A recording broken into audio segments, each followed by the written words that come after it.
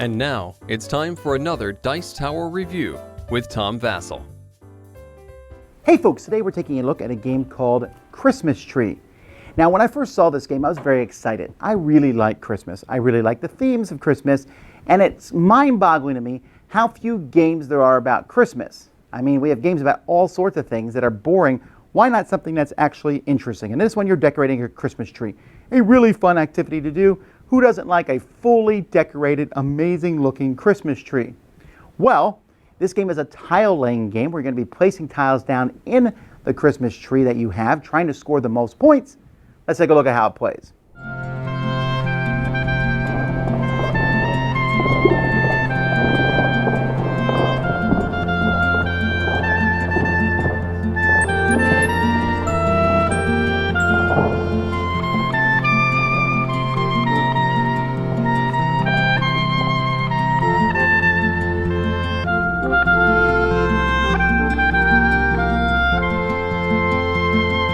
Alright, so in Christmas Tree, each player is going to get a tree. They're going to put together two pieces randomly as a puzzle. It has a couple little brightly colored lights, half of them on here.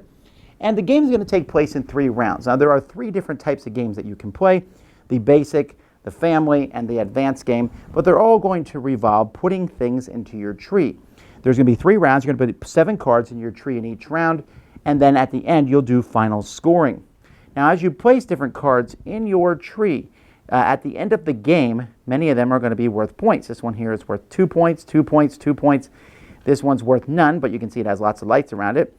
This gingerbread man is going to score points at the end of the game, 2 points automatically, but if you have these properly shaped ornaments on each side of him, so if I have this one here, then that counts, and if you have all 4 of them, he's 18 points. So gingerbread could be worth a lot of points at the end of the game. Candy is worth more points. This one here is worth 3. Here's another gingerbread man, which needs a piece of candy here, a purple, a green, and a yellow. So the gingerbreads are different. And the candies can go all the way up to 6 points.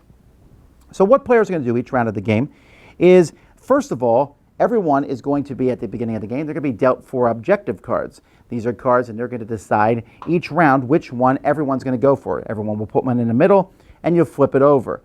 So this one says if I have a gingerbread and a candy, in those positions at the end of a round, I'll get 6 points. This one here says I get 1 point for every star-shaped ornament, and whoever has the most gets 6 points. This says each blue light gives you 3 points. This one, each yellow light gives 3 points. And these cards are ranked at the bottom. There's a number of bells, 1, 2, or 3, to show how complex they are. Some of them are more complex to pull off, and you can look in the book to see exactly what they all do. So players are going to pick these objectives, you'll place them face up, and then you start the drafting. Players are going to start with 8 cards, 3, 4, 5, 6, 7, 8. They're going to look at their cards, everyone will pick one, and then at the same time you'll reveal them. Your first one can go anywhere you want on the board. After that, if you're playing the advanced game, they must be next to each other. If you're playing the basic or family game, they can go anywhere you want. There's no real rules, like I can do this, for example, if I want to. I just want to score points. At the end of the game, each of these lights that's complete is going to be worth 2 points. So players are going to be trying to take turns and put things out so that they score points if possible. This one's a really bad one to put there or there or there. Maybe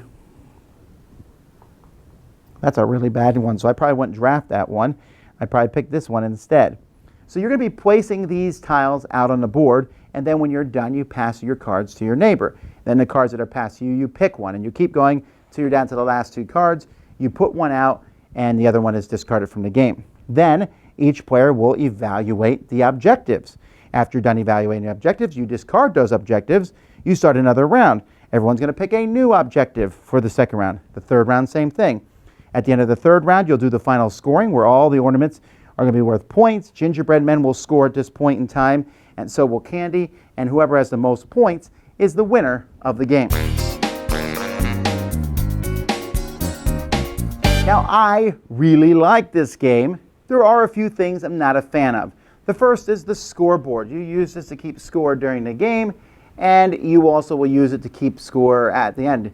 And the problem is I can't figure out what goes where. Sometimes you go this way, then you're like, oh wait, I was supposed to go that way, and there's no lines when you go up. So the scoreboard could have been better.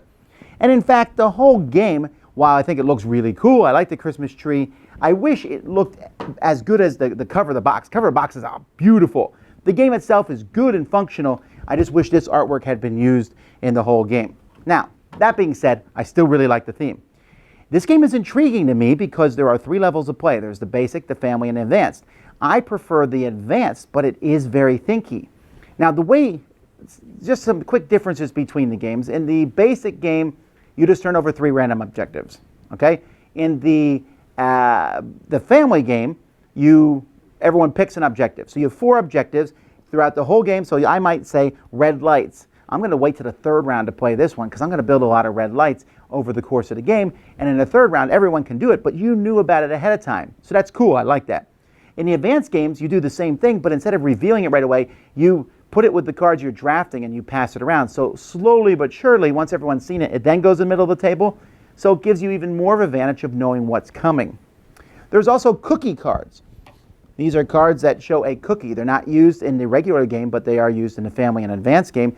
And you can discard these. They're worth a point at the end of the game, but you can discard them to switch 2 tiles or flip a tile. I'm not sure these are completely necessary because they add to the analysis paralysis of the game, but they're there in case your Christmas tree isn't as perfect as you want it to be. This game is really thinky. I was really sitting there like, my brain melting. Because you're sitting there looking at everything. Okay, I have these cards. This is great. This is 5 points. Should I go for end of game scoring, or should I place it now and try to get those objectives? By the way, I feel like the game is really balanced in that regard. You can go for final game scoring. Those gingerbread and the candy, you can get a ton of points from them.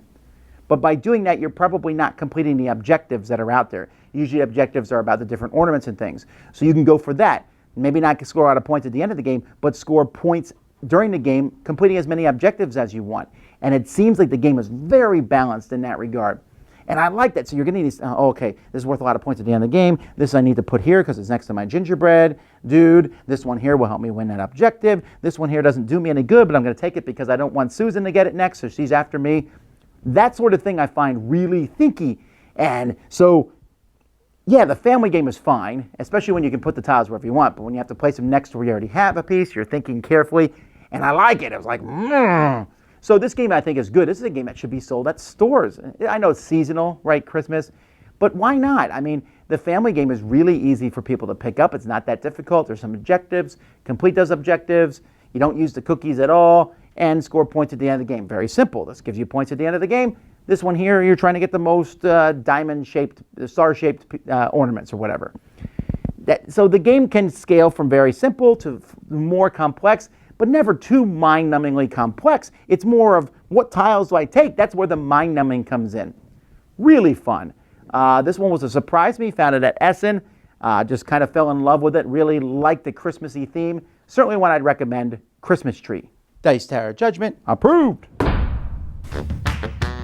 Thanks so much for watching the Dice Tower videos. Find more great videos and reviews as well as our top-rated audio podcast at Dicetower.com.